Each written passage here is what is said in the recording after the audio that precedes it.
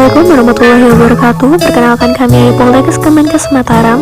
Di sini kami akan menjelaskan MHC atau Major Histocompatibility Complex. Seperti yang kita ketahui, di dalam tubuh kita terdapat sel yang berperan dalam sistem imunitas, yaitu sel B dan sel T. Sel B dapat mengenal makromolekul seperti protein, polisakarida, asam nukleat, dan lemak. Sedangkan pada sel T hanya dapat mengenali protein antigen dalam bentuk peptida. Peptida tersebut fragmen yang disajikan dalam bentuk kompleks.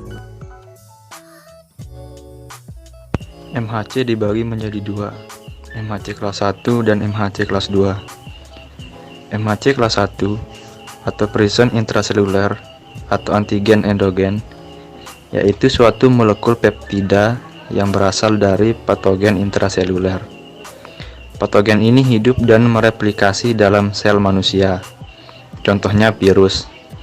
Dalam kondisi normal, peptida berasal dari sitosol dari setiap sel berinti.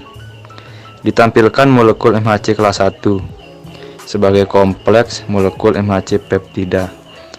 Ketika sel terinfeksi oleh virus, molekul ini menyajikan peptida yang berasal dari virus.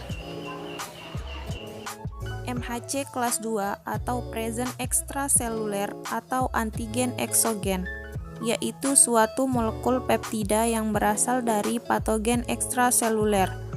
Patogen ini hidup dan mereplikasi di luar sel manusia, contohnya bakteri dan parasit.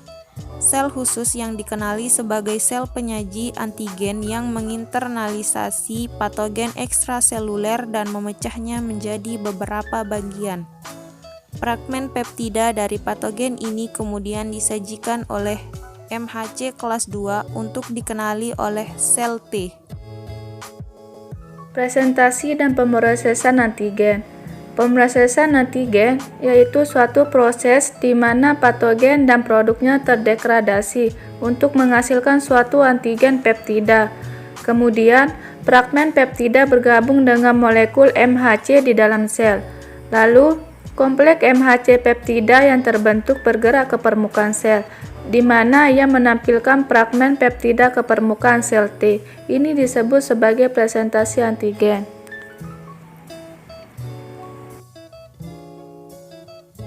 Lalu, bagaimana fragmen peptida dari patogen dan produknya diproduksi?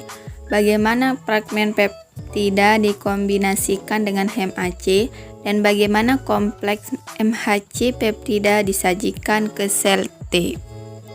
Mari kita pelajari proses dan presentasi intraseluler atau disebut juga antigen endogen. Komponen yang akan mengambil bagian dalam pemrosesan dan presentasi. Antigen ini meliputi retikulum endoplasma kasar, aparatus Golgi, dan nukleus. Untuk memahami jalur ini, kita mengambil contoh yaitu virus. Sel terinfeksi oleh suatu virus yang kemudian dikenal sebagai sel target. Mari kita lihat bagaimana virus antigen diproses dan disajikan. Ketika virus menginfeksi sel, ia menggunakan mesin seluler sel untuk mensintesis suatu protein virus yang terjadi di dalam sitoplasma sel target. Kemudian, protein-protein ini akan diambil dan dicerna dalam struktur yang berbentuk tabung yang dikenal sebagai proteosom. Proteosom ini hadir di sitoplasma, kemudian semua sel dibuat menjadi 12-15 subunit protein oleh proteosom itu sendiri. Kita mengetahui bahwa struktur ini memiliki aktivitas protolitik. Dengan demikian, mereka dapat menurunkan sitosol protein menjadi fragmen peptida sekitar 8-15 asam amino, sehingga protein virus dicerna oleh proteus. Kemudian pada langkah selanjutnya, peptida fragmen diangkat ke retikulum endoplasma kasar.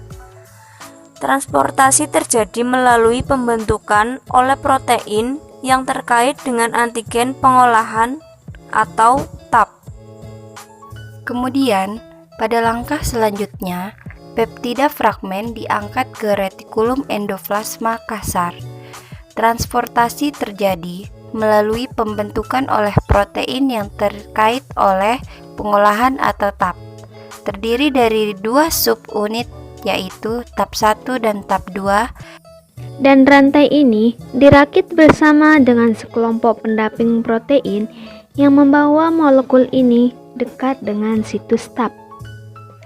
Dengan begitu, peptida telah memasuki retikulum endoplasma yang mereka ikat ke molekul MHC yang terbentuk.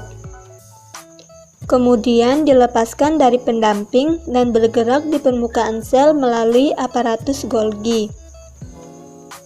Setelah mencapai permukaan sel, berintegrasi ke dalam membran dan dapat dikenali oleh sel T. Sel T memiliki reseptor yang akan mengenali peptida yang disajikan oleh MHC. Molekul ini juga memiliki CD8 yang akan mengenali domain alfa pada molekul MHC1. Dengan demikian, sel T berinteraksi dengan kedua peptida dan molekul MHC1 pada permukaan sel target. Karena jalur ini melibatkan MHC1, molekul ini dikenal sebagai MHC1 jalur presentasi antigen.